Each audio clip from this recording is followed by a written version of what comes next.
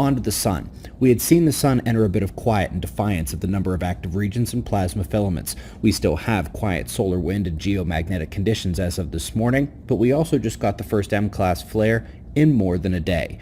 Coming from the central northern active region, as you can see the flash here in 131 angstroms.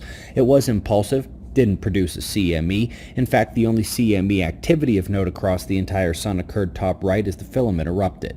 We'll continue to watch the Earth-facing sunspots today and the southern filaments as they begin to depart.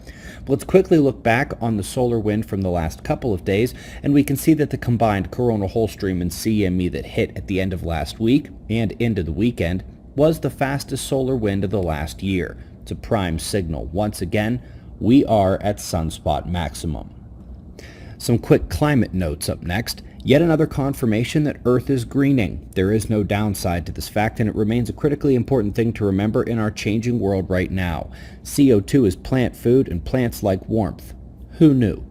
Wanted to share this with everyone who continues to claim that the entire United States is about to be under ice after the next iteration of the disaster cycle. Well, this was the extent of the Laurentide ice sheet, and in addition to its latitudinal extent, look at how it preferred the east side of the continent. Look at Alaska.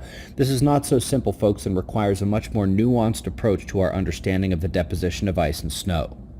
We also just recently saw a story about a 10-degree shift in Dansgaard-Oeschger cycles. Well, how about 16 degrees in as little as a decade?